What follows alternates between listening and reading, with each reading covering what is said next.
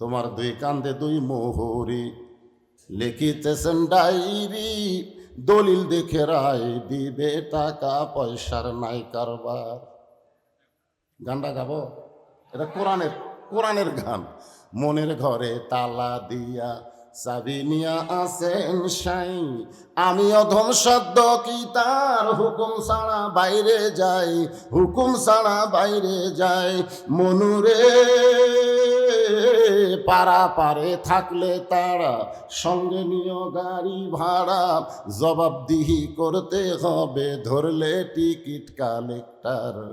আমি পাপী তিনি জাবিন্দার। সবাই বলেন আছেন আমার মুক্তার, আছেন আমার বারিস্টার, সেই বিচার জোরে কন কোন বিচার?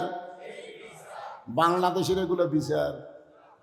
বাংলাদেশের বিচারে আলেম জেলখানায়, জালেম রাস্তায়, জোরে কোন ঠিক কিনা? এইগুলা বিচার না, বিচার হবে আসল। আলাইসাল্লাহু বিআহকামিল হাকিমিন।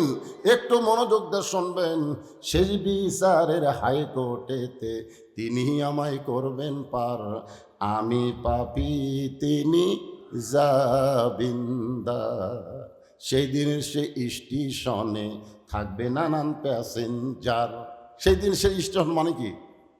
হাসরের ময়দান। যেরকম কি সেই দিনের সে স্টেশনে থাকবে নানান প্যাসেঞ্জার, হিন্দু থাকবে, বৌদ্ধ থাকবে, খ্রিস্টান থাকবে, কিন্তু সবাই পারবে?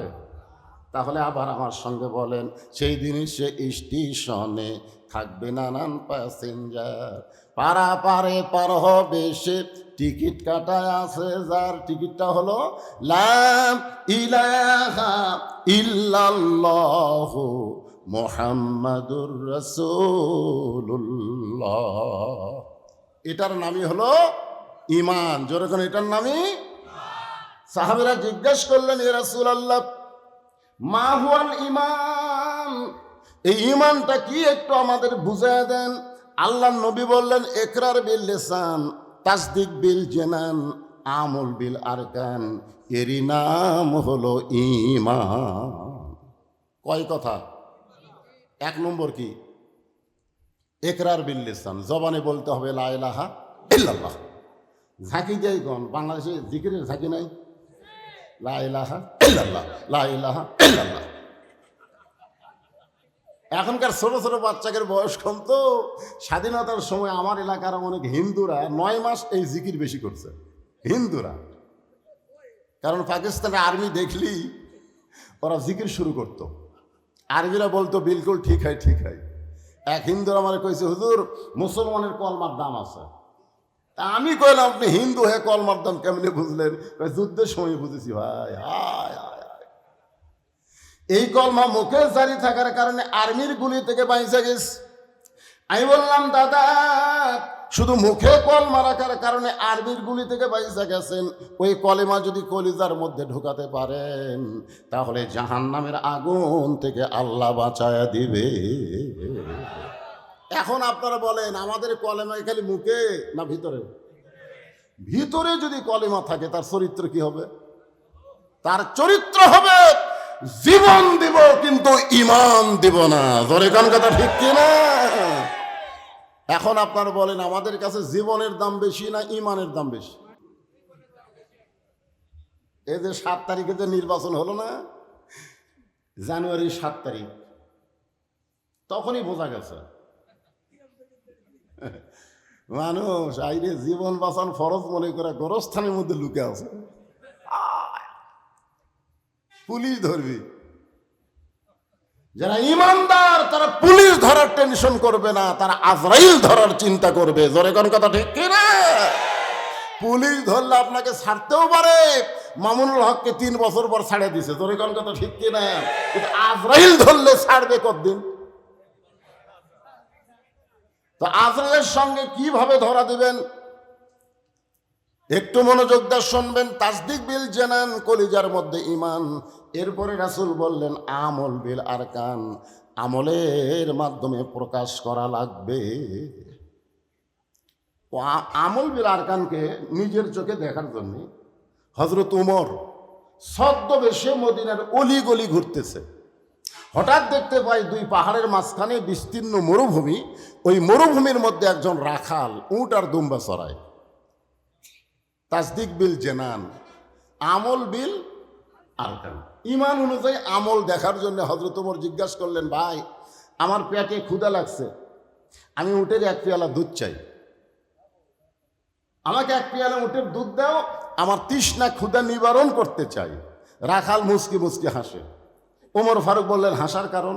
বলে, হাসার কারণ হলো তুমি দুধ চাইলেই তোমাকে দুধ দিব, আগে জানবো তোমার পরিচয়। এখন রাখাল বলতেছে, উটের দুধ নেওয়ার আগে তোমার পরিচয় দাও, তুমি কে? হযরত ওমর চিন্তায় পড়ে গেলেন, আমি কি পরিচয় দিব? এমন সময় আল্লাহর কোরআন বলতেছে, ওমর রাখাল যখন তোমার পরিচয় চাইছে, তুমি আসল পরিচয় দাও। তোমার আসল পরিচয় হলো মিল্লাতা আবিকুম ইব্রাহিম হুয়া সাম্মাকুমুল মুসলিমিন। কি বুঝলেন? তোমার জাতির পিতা ইব্রাহিম তোমার নাম রেখেছে মুসলমান। তাহলে আমার সামনে যত মানুষ আপনারা বসে আছেন, এখন যদি বলা হয় আপনার পরিচয় কি, যারা বলতে পারতেছেন না তারা কি মুনাফিক? হ্যাঁ, জবান খুলে বলবেন আমাদের পরিচয় কি? আরো জোরে, জোরসে বলেন, জোর হলো না, আরো জোরে। আল্লাহ বলেছেন, লা তামুতুন্না, মৃত্যুবরণ করিস না রে, ইল্লা ওয়া আনতুম মুসলিমুন, যতক্ষণ মুসলমান না হবে, মুসলমান পরিচয় দিবে, মুসলমান হয়ে মরতে হবে, তোমার জন্য কবর হবে না, তোমার কবর হবে জান্নাতের দরজা। জোরে কোন কথা ঠিক কি না? ওমর ফারুক বলে, রাখাল আমার পরিচয় যদি জানতে চাও, তাহলে আমার পরিচয় হলো আমি একজন মুসলমান। রাখাল মুচকি মুচকি হাসে। ওমর ফারুক বলে, হাসার কারণ? বলে, হাসার কারণ হলো আসল না নকল। কারণ মুসলমানের মধ্যে আবার আসল নকল আছে। যারা ঈশান নামাজ পড়ে ওয়াজ শুনতেছে, এরা হলো আসল মুসলমান, আর যারা নামাজ না পড়ে বসে আছে, এরা হলো ভেজাল মুসলমান। তোরে কর কি মুসলমান, কথা কর না কাল। আসল নকল আছে না নাই? যে জন নামাজ পড়ে না সে তো শয়তানের নানা, মুসলমান দাবি করলে আল্লাহ মানবে না। বুখারী শরীফের হাদিস, আমার বাপের কথা না। বাইনাল আবদি ওয়াল কুফরি তরকুস সালাত, বান্দার কাফিরের মধ্যে পৃথক করার জিনিসটার নামই হলো নামাজ। এখন কারা কারা ঈশার নামাজ পড়েননি? না, অসুবিধা নাই তো, বৃষ্টি হচ্ছে না। মুসা আলাইহিস সালামকে আল্লাহ বললেন, অমুক এক পাপীকে মাহফিল থেকে উঠে দাও। ও মাহফিলে মাথার ঘোমটা দিয়ে কি বললো, এক বক্তা ওয়াজ করলো না, কি বললো? আল্লাহ আমি যে পাপ করছি একদিন গোপন রাখছে, আজকাল প্রকাশ করো না আল্লাহ, আমি তৌবা করলাম। আল্লাহ কয়, তো তৌবা কবুল করে এখনই বৃষ্টি দিলাম। ধরে গেল সুবহানাল্লাহ। তাহলে যারা ঈশান নামাজ না পড়ে বসে আছেন, ওই বসা অবস্থায় তওবা করেন, ফজর থেকে বাকি জীবনে একটা ওয়াক্ত নামাজ বাদ দিব না, আল্লাহ আপনার জীবনের সমস্ত নামাজ না পড়ার গুনাহ মাফ করে দিবে। ধরে গান কথা ঠিক কিনা? একটু মনোযোগ দিয়ে শুনবেন। রাখাল বলতে তো পথিক, তুমি তো মুসলমান পরিচয় দিচ্ছ, আসল না নকল? ওমর ফারুক বলেন, রাখাল মুসলমান তো মুসলমান, এর মধ্যে আবার আসল নকল কি? রাখাল বলতেছে, আসল মুসলমান যারা হবে তারা চাওয়ার ব্যাপারে সতর্ক থাকবে।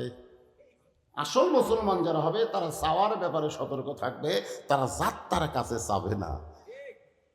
তুমি যদি আসল মুসলমান হও, তুমি দুধ চাইছো কার কাছে? ওমর ফারুক চুম করছে, আয় হাই রে।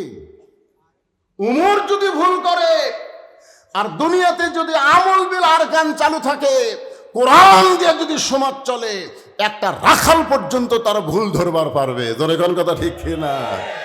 আজকে বাংলাদেশে কোন জায়গায় কোরআন চালু না থাকলে মসজিদ আছে নাই? মসজিদের নেতা যদি 4 রাকাত নামাজে 3 রাকাতে বসে, সাধারণ অটো ভ্যান চালক কি করে? আল্লাহু আকবার। ওই খেয়ালই করে না টাইটেল পাস দাওরা পাস, আর কথা হলো ভুল করলো কে খারাপ হয়। আর সমাজের নেতারা যদি ভুল করে, কেউ যদি লোকমা দেয়, জেলত যাওয়া ছাড়া বুদ্ধি নেই। ধরে কোন কথা ঠিক।